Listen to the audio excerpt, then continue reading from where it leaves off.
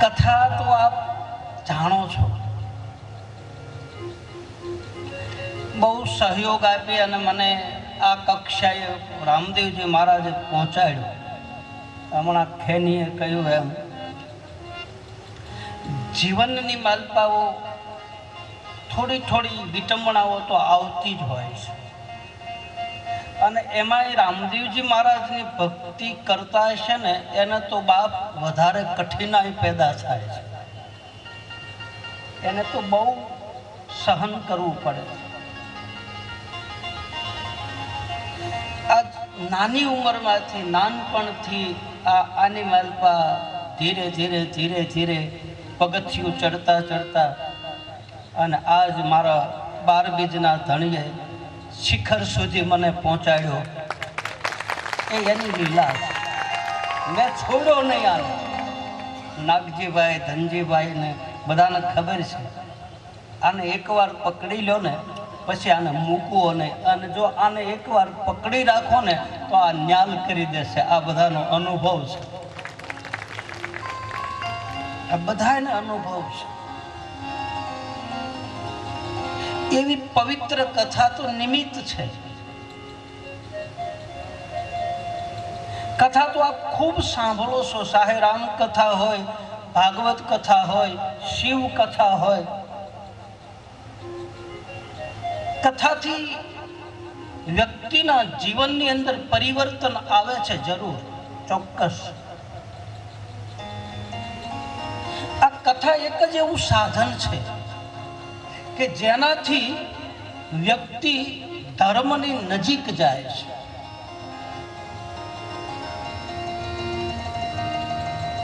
પૂજ્ય ડોંગરેજી બાપા એમ કહેતા કે કથાનો ઊંધો ક્ષેર કરો તો કે જિંદગીમાં જેને થાક લાગી જાય એ કોઈ સત્સંગમાં બેસી જાય તો એનો થાક ઉતરી જાય, અને મારા ને તમારા થાક ઉતારે એનું નામ કથા.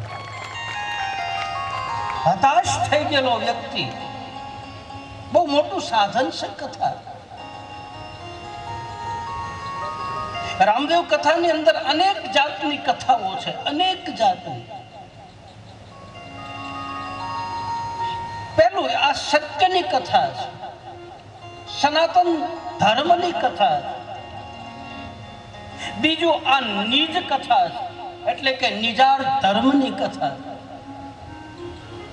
ત્રીજું આ બીજ કથા છે. ચોથું આ આદિ ધર્મની કથા. આ કથાના રચયિતા ભગવાન શંકર છે. ભગવાન શિવે બીજ કથા ગાય છે. જટાની માલપા બીજનો ચાંદ હોય છે, અને ભવાની પ્રશ્ન પૂછે કે મહારાજ આ તમારી જટામાં બીજનો ચાંદ છે. અમારે રહીમભાઈ બેઠો છે, મુસલમાન ભાઈ બહેનો પણ બીજના ચાંદની પૂજા કરે છે. સમન્વય ભાવ છે. ભવાની પ્રશ્ન પૂછે કે આ બીજનો ચાંદ શું છે, અને એમાંથી આખી બીજ કથા ચાલુ થઈ. આખી નિજાર ધર્મની કથા ચાલુ થઈ. આ કથા બહુ પુરાની કથા છે, જૂની કથા છે, આદિ અનાદિકાળની. જેટલા જેટલા અવતારો થયા, જેટલા જેટલા મહાપુરુષો થયા, એનું ચરિત્ર લખાણું છે. એટલે આ કથા જૂની કથા પણ છે, આ નિજ કથા પણ છે, આ બીજ કથા પણ છે. અને આને ઘણા નામ આપ્યા છે સંતોએ. આને મહાધર્મની કથા પણ કીધી છે, આને જૂના ધર્મની કથા પણ કહી છે. આ કથાને સત્યની કથા પણ કહી છે. મેઘ ધારવાના ગુરુ ખીમડા કોટવાલ, મેઘ ધારવાએ રૂપાદેના ગુરુ, એને આ કથાને સત્યની કથા કહી. એનો ભજનમાં બતાવે સતના બેલી ધર્મના ધોરી. આ ધર્મની કથા પણ છે, એના પ્રમાણો સહિત.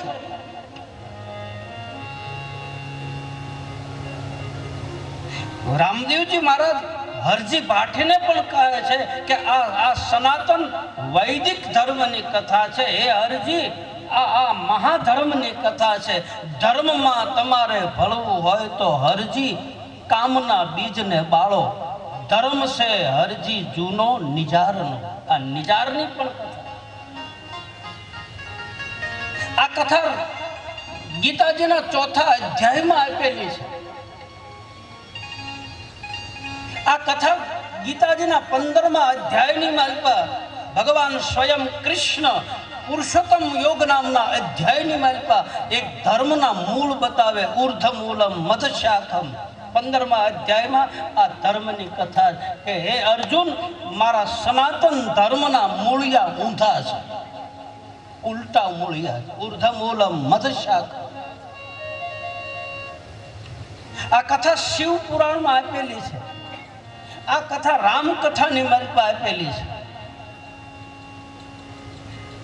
આ કથા દેવી પુરાણમાં આપેલી છે. મેં સંશોધન કર્યું, મેં ગોત્યું, મેં જાણી અને વાંચીને પછી તમને કહું. મેં બહુ આમાં બહુ ઊંડો ઉતર્યો. એના પ્રમાણ સહિત કોણે આ કથા ગાય, ક્યાંથી શરૂ કરી, અને બહુ જવાબદારીથી બોલું છું. આમાં લખ્યું છે એ જ બોલું છું, વધારે બોલતો નથી. અને વધારે બોલી તો એની જવાબદારી આપણે લેવી પડે છે. સમાજની માલપા જેનું જે છે એને ત્યાં રહેવા દેવાય. ધનજી બાપાનું હોય એનું ભજન લખેલું હોય, ભોજા બાપાનું હોય કે નાથજીભાઈનું હોય કે મધુ બાપાનું, એની જે એના રચયિતા છે, જે એને લખેલું છે એની પાસે જ રહેવા દેવાય. અને એના નામમાં મારું નામ જોડી દઉં તો ઇતિહાસનો ગુનો કર્યો કહેવાય.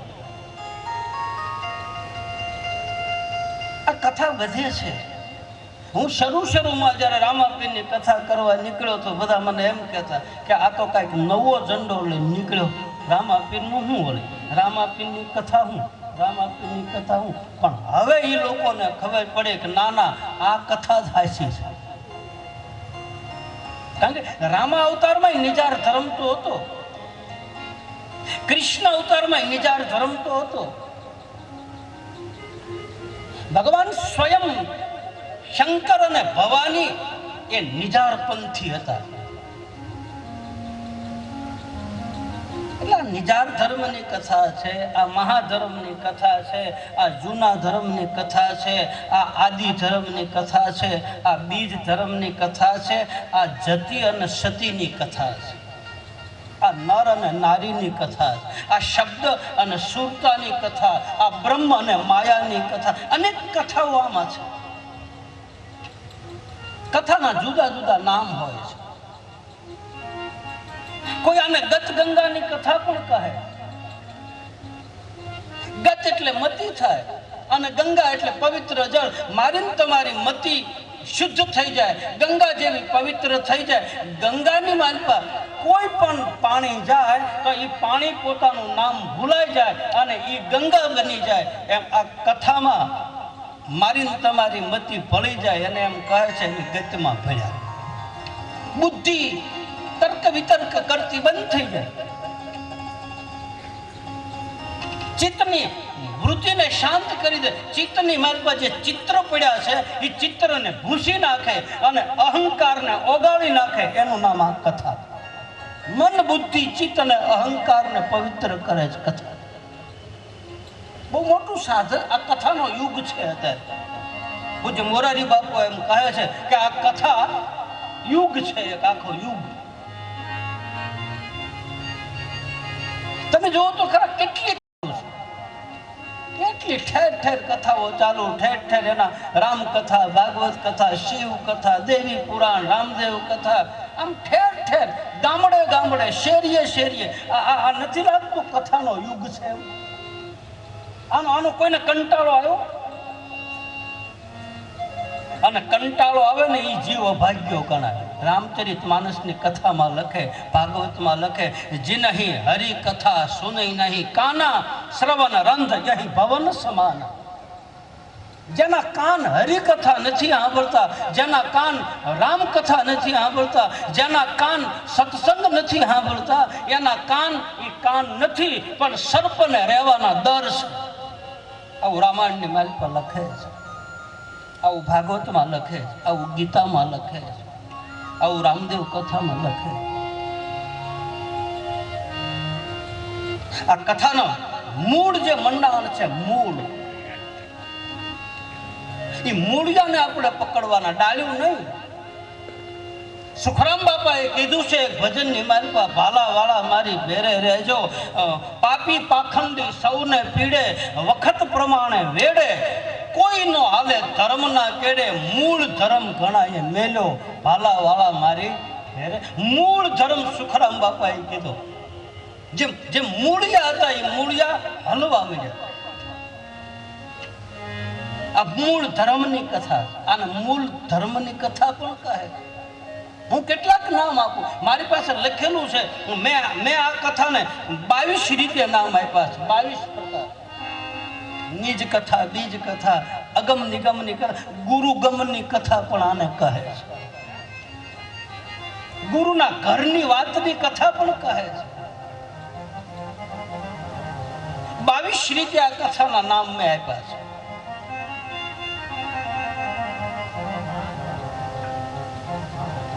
આ ધર્મના આજ મંડાણ માંડ્યા, સનાતન ધર્મના પાઠ, આ પાઠ કથા પણ કહે છે. આને પાઠની કથા કહે છે. જે પાઠના 4 પાયા હોય છે, જે પાઠની 4 ભૂમિકા હોય.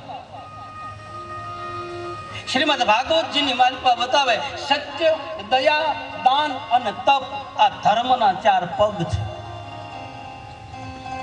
હનુમાન ચાલીસાની માલિકા પણ બતાવે, શ્રી ગુરુ ચરણ સરોજ રજ, નિજ મન મુકુર સુધાર, વર્ણવ રઘુવર વિમલ જશ, જોદાયક ફલચાર.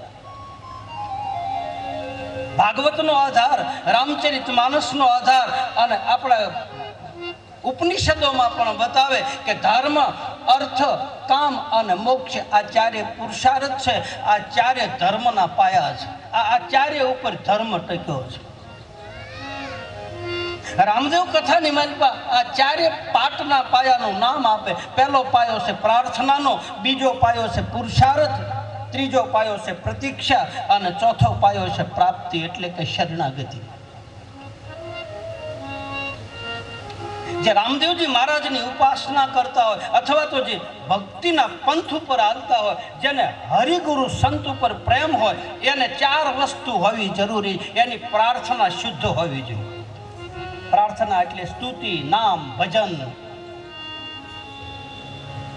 આદ્ર ભાવથી પ્રાર્થના કરેલી હોય તો ઈ પ્રાર્થના પરમાત્માને મંજૂર થાય. દેખાવ કરવાનો નહીં, દંભ કરવાનો નહીં. પહેલો પાયો છે પ્રાર્થના. એકલી પ્રાર્થના કરે નહીં હાલે, હારો પુરુષાર્થ કરવો પડશે. એકલા રામ રામ કરે કાંઈ નહીં મળે. મારે તમારે કંઈક ઘસાવવું પડશે. મારે તમારે ગતિશીલતા હોવી જોઈએ. મારે તમારી કંઈક આમ આગળ વધવાની આમ ભાવના હોવી જોઈએ કે આમ જવું છે ને અહીં પહોંચવું છે. મારું તમારું લક્ષ્ય એક હોય ને, અને જેનું લક્ષ્ય હોય ને એ લક્ષ્ય 84ના ફેરામાંથી ટળી જાય. લક્ષ્ય જેનું, એક કપડાં ગમે એવા પહેર્યા હોય, આવા પહેરો તોય ભલે, પેન્ટ બુશર્ટ પહેરો તોય ભલે, હાડલા પહેરો તોય ભલે, એવું ક્યાંય લખ્યું નથી કે આમાંથી નીકળીને ભાગો. રામદેવજી મહારાજે તો બધાને પકડીને બેહારીને કીધું, તમે ભાગો મત. હે જતી સતી, હે નર નારી, તમે ગતની ઉપાસના મારી જ્યોતની સામે બેહીને કરો, અને તમે ગત ઉપાસના કરનારા જતી અને સતી બે માંથી એક બનશે, અને એક બનશે અને મારા નામનો આરાધ કરશે તો એ આરાધે અલખ આવશે. એટલે રામદેવજી મહારાજ ભાગવાની વાત નથી, છોડવાની વાત નથી. પુરુષાર્થ કરવો જરૂરી છે. બીજો પાયો છે મંડાણ માંડીએ છીએ તો મંડાણ આપણી દેશી ભાષા, કુવા ઉપર મંડાણ માંડતા હોય તો પહેલાં એ પૈયું હરખું કરે, પછી એના ઓલા જે લાકડા ખોડવાના હોય મજબૂત લાકડા લે, કારણ કે એના ઉપર ગરેડી મૂકવાની હોય, એનાથી બધો ગાળ કાઢવાનો હોય. અને જેના મંડાણ હરખા થઈ જાય ને, મારે મંડાણ હરખા મંડાઈ ગયા. આજ મારે પાયો હરખો થઈ ગયો. અને હવે પાયા મજબૂત થઈ જાય ને પછી ઉપર તો પાણા સડાવવા વાળો કોક મળી જાય. આ પાયો મજબૂત થયો. હજી તો પહેલા પાયાના મંડાણ માંડ્યા ત્યાં તો બધા આમ વધાવી લીધા રામાપીરને. હું તો નિમિત્ત બન્યો, કથા નિમિત્ત બની. આ બધાના હૃદયની મારી પાસે પાયા મજબૂત ન થઈ ગઈ. આમ હરવાણી ફૂટી ગઈ મારી પાસે. દાનમાં આમ ફુવારા છૂટવા માંડ્યા. કેવું પડ્યું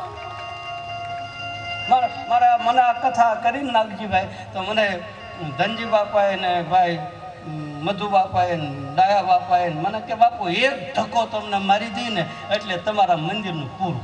એક ધક્કો મારવો છે. અને આ ધક્કો માર્યો. બહુ રાજી થયો મારા ભાઈ. હું તમારો છું, તમારા મલકનો છું. અને કેમ રાજી ન હોય? મારી કહું તૂટે બાપ. આજ મારી 400 કથા પૂરી થવા જઈ રહી છે અને 400 કથાએ મારું તપ પાક્યું. વિચાર તો કરો, ગાંઠિયા ખાધા, ખારી સિંગ ખાધી, ગામમાં કોઈ ખાવા નહોતું દેતું, હું કથા કરતો. આ છોકરા રહે ને, આ ગોરદાદો રહ્યો ને, આ શિહોરનો ગોરદાદો, અને આ ઓક્ટોપેડ વગાડે એને મારી હારે લગભગ નહીં તો 50-60 કથાઓ કરી. આ ગાંઠિયા ખાતો પૂછો. આ તબલા વાળો રોટલા બનાવતો. માંડવાની મારી પાસે આ તબલા હેઠો ઉતરી અને રોટલી બનાવતો. આ બેઠો એ પૂછો એના. આ બાયા છોકરાને પૂછો ધીરું. આ બધા છે ને, આ બધા મારી હારે ગયા ને ત્યાં હું ઠેઠ પગવા આવ્યો ને એ બધા પહોંચી ગયા. એના છોકરા પહોંચી ગયા.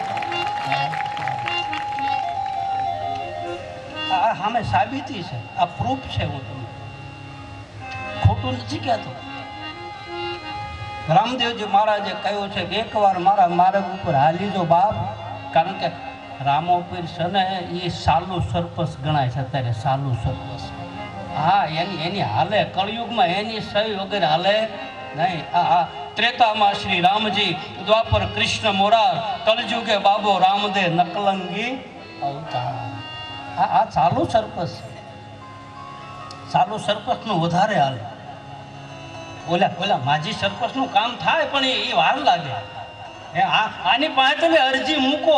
રણુજામાં નાગજીભાઈને ખબર, રણુજામાં કેટલું માણસો, કેટલું હજારો લાખો માણસો દર બીજ ને પુણ્યમે અરજી કરવા જાય. અરજી લખી નાખે. કોક વાહે ઊભો હોય એની અરજી મંજૂર કરે અને કોક આગળ ઊભો હોય એની અરજી મંજૂર કરે છે.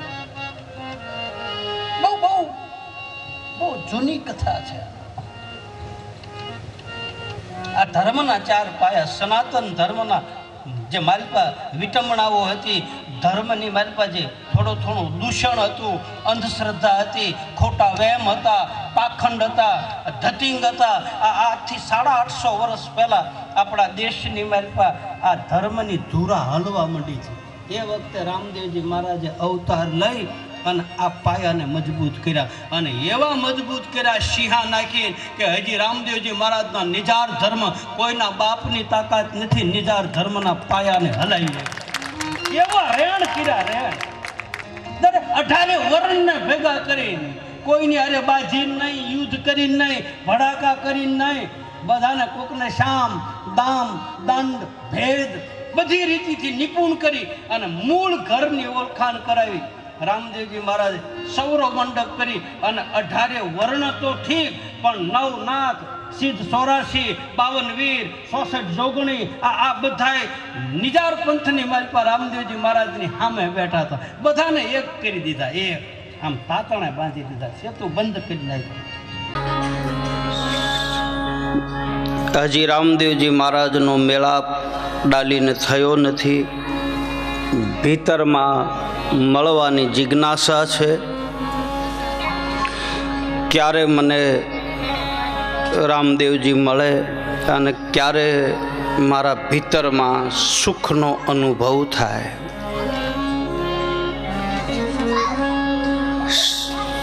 સમય, સંજોગ, યોગ આ બધું અનુકૂળ થાય ને ત્યારે આપણને કોઈ સંત, કોઈ સદગુરુ, કોઈ મહાપુરુષનો ભેટો થાય. જ્યારે સમય એવો આવે ત્યારે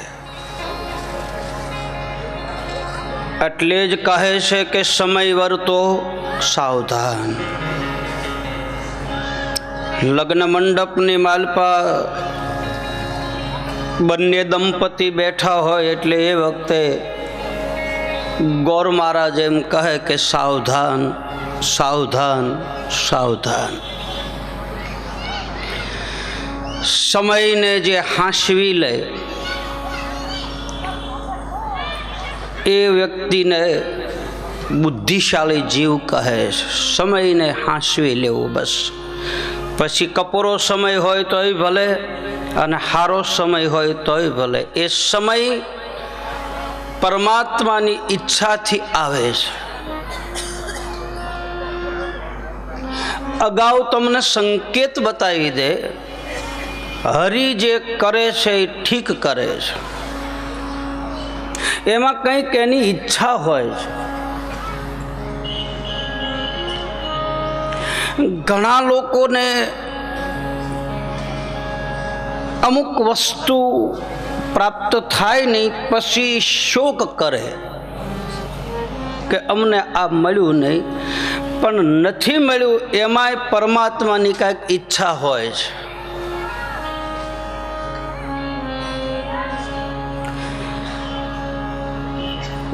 મારા ગુરુએ મને આશ્રમમાંથી ધક્કો મારીને બહાર કાઢ્યો. પહેલી વાત કે તું નીકળી જા,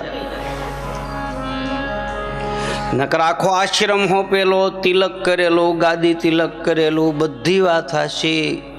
રોટી બનાવતો, 15-15, 20-20 જણાના રાંધતો, છતાંય એણે ધક્કો મારીને બહાર કાઢ્યો. અને એણે ધક્કો માર્યો તો હું અહીં પહોંચ્યો, કારણ કે એને ખૂજી ગયું કે આનું ગાવાનું સારું છે, આનું ગળું સારું છે, આ કાંઈક કરીએ કે એમ છે.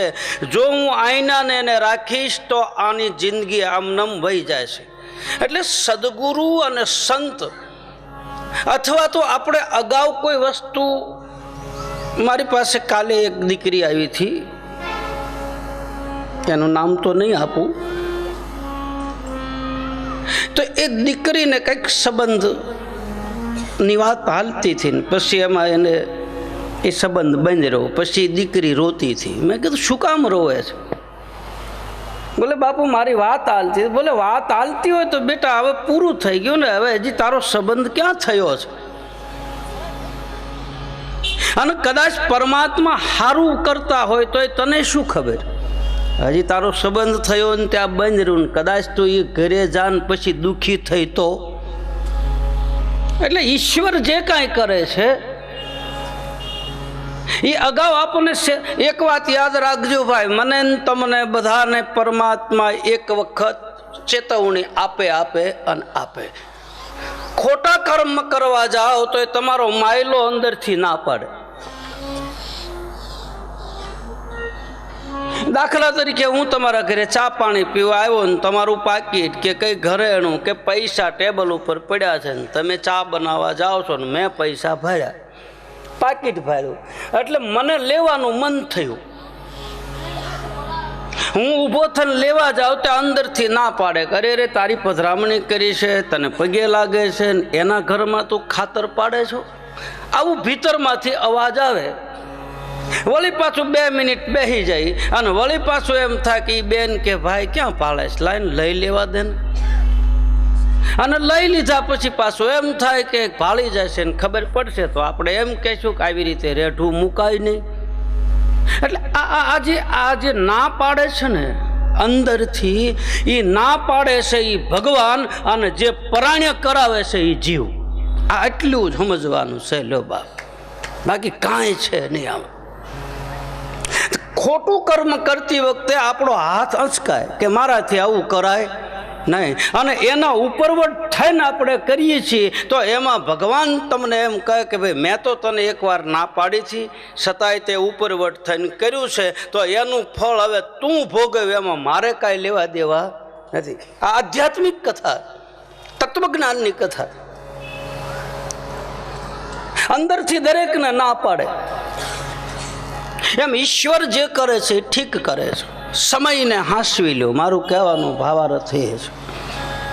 જેવો સમય મળ્યો હોય, 32 ભાતના ભોજન ખાવાનો સમય મળ્યો હોય તો ખાઈ લો, અને ટાઢો રોટલો ખાવાનો સમય હોય તો એને અપનાવી લો. એ સંજોગ છે. ડાલીબાઈને હજી મેળાપના સંજોગ થયા નથી. ક્યારે મળે, ક્યારે મળે, ક્યારે મળે, ક્યારે મળે. જેને મળવાની જિજ્ઞાસા હોય, જેના પ્રત્યે ભાવ હોય, જેના પ્રત્યે અનહદ લાગણી હોય, એને એ વસ્તુ મળે મળે મળે 17 વખત મળે. ભીતરમાંથી હાસો ભાવ જોઈ, અંદરથી દિલમાંથી હાસું લગ્ન હોવી જોઈએ. લગ્ની જેને કહે છે, જેને ગીતાજીની માલપા જિજ્ઞાસુ શ્રોતા કહે છે. આવો જિજ્ઞાસુ ભક્ત મળી જાય તો એને એ પ્રમાણે મળે છે. તમે જેનું માલપાથી રટણ કરતા હો, પછી એ મળે, કયા રૂપમાં મળે એ તમારી આંખોથી ઓળખવાનું રહે. પછી આપણી દ્રષ્ટિ એવી હોય તો પછી આવેલું વયું જાય છે, આપણને ખબર ન રહે. એ આપણી ઉપર આધાર છે. આપણી આંખો સારી હોય તો આપણે જોઈએ કે, અને આપણી આંખોમાં વિકાર ભર્યા હોય, ઈર્ષ્યાના મોતિયા આવ્યા હોય, આવી બધી વેલ્યુ આવી ગઈ હોય, મારું ને તારું, એવી બધી આંખોમાં બધો રોગ ભરાઈ ગયો હોય તો કદાચ સામે આવેલું હોય તોય દેખાય નહીં, તોય વયું જાય.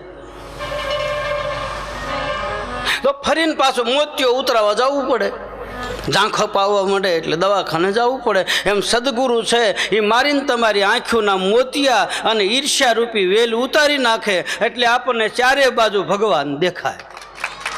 ઘરમાંય દેખાય, બારે દેખાય, જ્યાં જોવો ત્યાં શિયા રામમય સબ જગ જાની, અને કરહું પ્રણામ જોરી જુગ પાની, જ્યાં જ્યાં નજર મારી ફરે ત્યાં યાદી ભરી છે આપની. કવિ કલાપી લાઠી દરબાર લખે છે, જ્યાં જ્યાં નજર મારી ફરે ત્યાં યાદી ભરી છે આપની. તું ક્યાં નથી? ડાલીને મળવાની જિજ્ઞાસા છે ને એમાં રામદેવજી મહારાજ નહીં મળવું. જેને ભજે ઈ એને ભજે. એ ભાઈ, જેને ભજે ઈ એને ભજે. ડાલી રામદેવજી મહારાજને ભજે છે તો રામદેવજી મહારાજ ડાલીને ભજે છે કે ક્યાં મારે ડાલીને મળવું છે, મારે ડાલીને મળવું છે.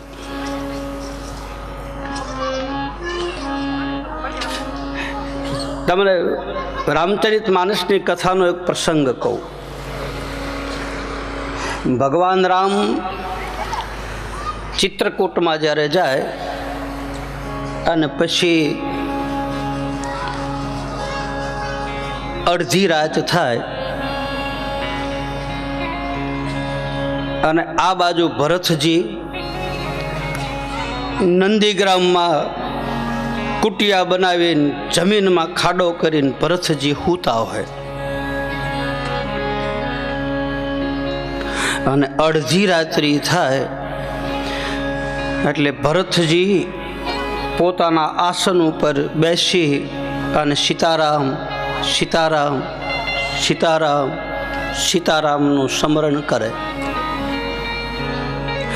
ભરતજી અહીંયા રામ નામનું સ્મરણ કરે છે તો અડધી રાત્રિએ ચિત્રકૂટમાં ભગવાન રામ ઊભો થઈ જાય. બહુ સેટું છે. અયોધ્યા અને ચિત્રકૂટની વચ્ચેનો ગાળો 200 થી 250 કિલોમીટર દૂર. અને અડધી રાત થાય એટલે જાનકીજી સૂતા હોય, લક્ષ્મણજી કુટિયાની પ્રદક્ષિણા ફરતા હોય, અને રામ અયોધ્યા તરફ મુખ રાખી અહીંયા ભરત રોવે અને ત્યાં રામ રોવે. અડધી રાત્રે જાનકીજી બહાર આવે. ભગવાન રામની આંખમાં પાણી જોઈ અને જાનકીજી સાંત્વના આપે, પ્રભુ શું વાત છે? ત્યારે ભગવાન રામ જવાબ આપે છે કે જાનકી, મને બીજું કોઈ તકલીફ નથી, તો મને મારો ભાઈ ભરત યાદ આવે છે. મારો ભાઈ ભરત રાત્રિએ મને યાદ કરે છે, કારણ કે ભરતજી એ સંત છે. એમ કઈ માનો દીકરો નથી, મારો ભાઈ નથી. ભરત સાધુ છે, ભરત સંત છે.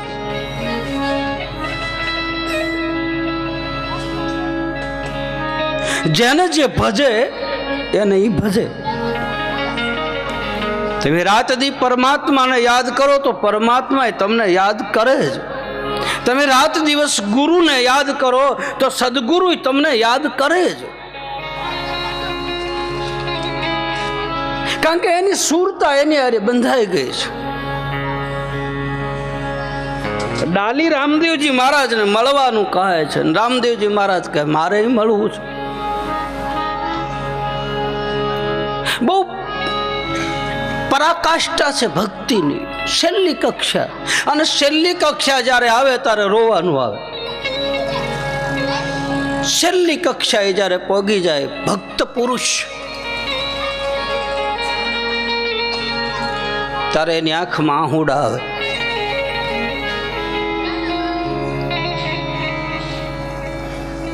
એક દિવસ રામદેવજી મહારાજ ઘોડીલા ઉપર બેસી અને ડાલીબાઈ તરફ આવે. આ બાજુ ડાલીબાઈ પોતાના નાના નાના વાસરડાઓને લઈ અને રણુજાના ઘણજોળ નામના વિસ્તારમાં જ્યાં ગૌધણ ભેગું થાય છે ત્યાં આવે. દૂરથી રામદેવજી મહારાજને જોયા છે. નજર સ્થિર થઈ ગઈ. ડાલીબાઈ રામદેવજી મહારાજને જોઈ રહ્યા છે.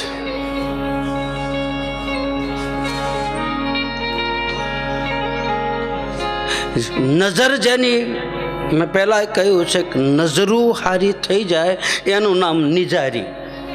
જેની નજરું બગડેલી હોય એ નિજાર પંથનો અધિકારી બની શકતો નથી. બહુ મોટી મોટી તાકાત છે આંખોમાં. આપણે ત્યાં શાસ્ત્રોમાં આંખોના પ્રકાર આપ્યા છે. કોઈની આંખો મારકણી હોય, કોઈની આંખો કેરીના ફાડિયા જેવી હોય, કોઈની આંખોમાં વિકાર ભર્યા હોય. આપણા ગામડાની બેન દીકરી જ્યારે પાણી છેડે પાણી ભરવા જાય ને એવો વ્યક્તિ સામો મળે ને તો તરત કહી દેતી કે ધ્યાન રાખજો આની આંખો હારી નથી, એની આંખોમાં વિકાર ભર્યા છે. ખબર પડી જાય. અમુકની આંખોમાં પ્રેમ ભર્યો હોય, અમુકની આંખોમાં દયા ભરી હોય, અમુકની આંખોમાં કરુણા ભરી હોય, અમુકની આંખોમાં સત્ય હોય, અમુકની આંખોમાં વાત્સલ્ય ભર્યું હોય.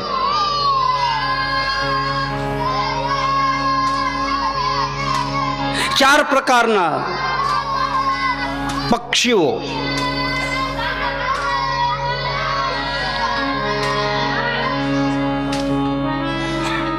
કોઈ નજરા સેવે,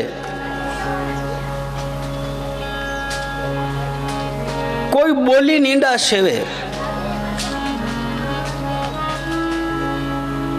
કોઈ સ્પર્શથી ઈંડા સેવે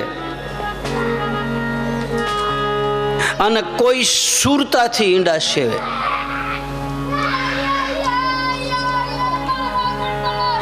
તમને કદાચ ખ્યાલ હોય, કથામાં તમે સાંભળેલું હશે,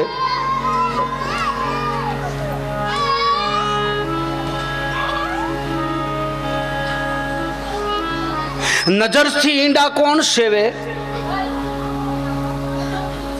સ્પર્શથી ઈંડા કોણ સેવે, સુરતાથી ઈંડા કોણ સેવે અને બોલીને ઈંડા કોણ સેવે. તમને કદાચ કોઈને આવડતું તો હશે, જો સાંભળેલું હશે તો. મારી કથામાં ઘણી વખત હું આ કહું છું. તો નજરથી ઈંડા કોણ સેવે કયો જઈ કોઈ ભાઈ બહેન ને આવડતું હોય તો ઊંચી આંગળી કરો.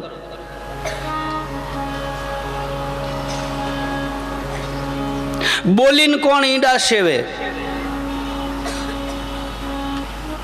સ્પર્શથી ઈંડા કોણ સેવે અને સુરતાથી ઈંડા કોણ સેવે. કોઈને આવડતું હોય તો કયો. ખોટું ખોટું ઊંચી આંગળી કરો.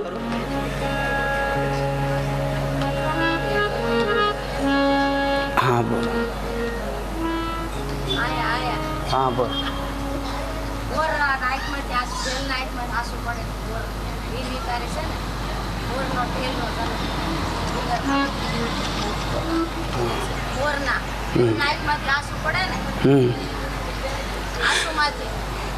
તારી વાત અમુક હાશી. મોરના આંસુથી ઢેલને ગર્ભધારણ થાય, એના ઈંડા ન સેવાય. આ તો ઈંડા સેવવાની વાત છે. ઈંડું ગોળ હોય, એના આડું પડળ હોય, અને એ પડળ તોડે અને એમાંથી પછી બચલા બહાર નીકળે. પડળ કોણ તોડે? હથોડી લઈને તો તોડાય નહીં, સીણી લઈને કોતરાય નહીં, કારણ કે આળી ચામડી આવે ઈંડાની. તો સ્પર્શથી ઈંડા સેવે તો તમને બધા નાગડિયા કહો એટલે ખબર પડે. માળામાં ઈંડા મૂક્યા હોય અને એની ઉપર એ પંખીડું બેહે, કબૂતર હોય, ચકલા હોય, એનો સ્પર્શ થાય, એ એના શરીરની ગરમી એને મળે અને ગરમાવો મળે એટલે એના મેળાય પાછું ઈંડું તૂટી જાય. એક તો મેં કીધું સ્પર્શથી પંખીડા ઈંડા સેવે. નજરથી ઈંડા માછલી સેવે. એના દરિયાના કાંઠે ઈંડા મૂક્યા હોય, પાણીનો જીવ છે એટલે એ બહાર તો રહી ન શકે, એટલે ઈંડા મૂકીને પાછી પાણીમાં જાય, વળી પાછી ડૂબકી મારીને બહાર આવે, વળી ઈંડા જોઈ જાય, વળી માલપા જાય, વળી આ એની વેધક નજર એવી થઈ જાય. અને ઈંડા સેવાવાનો સમય થાય અને દ્રષ્ટિ કરે ત્યાં ઈંડું સેવાઈ જાય ને બસલા બહાર નીકળી જાય નજરથી.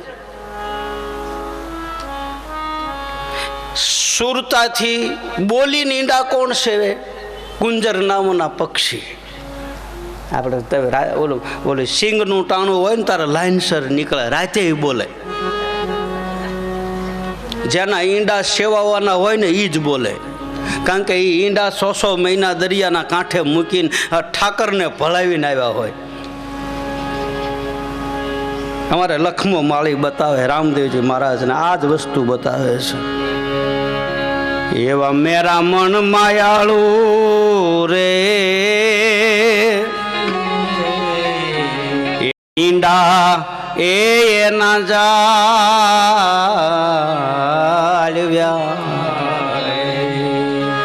અને ઈંડાથી બસલા રે રમતા જોને થાય. એવો લખમો માળી કે છે રે, આ વીતી હોય તે જાણે. એવા વેલાના વસુટ્યા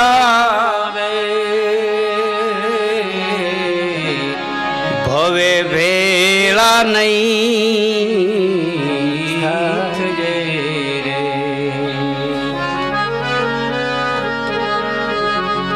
મહાભારતનું યુદ્ધ જ્યારે એ જમીન પસંદ કરવા માટે ભગવાન કૃષ્ણ, અર્જુન ને બધા નીકળ્યા, એમાં કુરુક્ષેત્રના મેદાનમાં એક ટીટોડીના ઈંડા હતા. એટલે બધા પંખીડાએ કહી દીધું,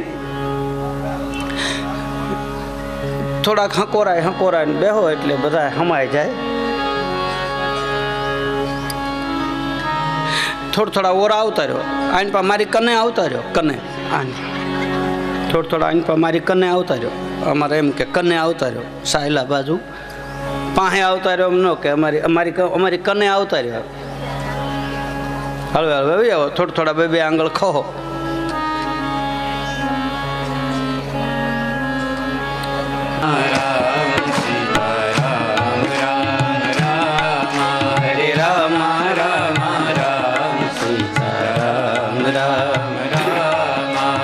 રામ રામ રામ સીતારામ રામ રામ હરે રામ રામ રામ સીતારામ રામ રામ હરે રામ રામ રામ સીતારામ રામ રામ હરે રામ રામ રામ સીતારામ રામ રામ હરે રામ રામ રામ સીતારામ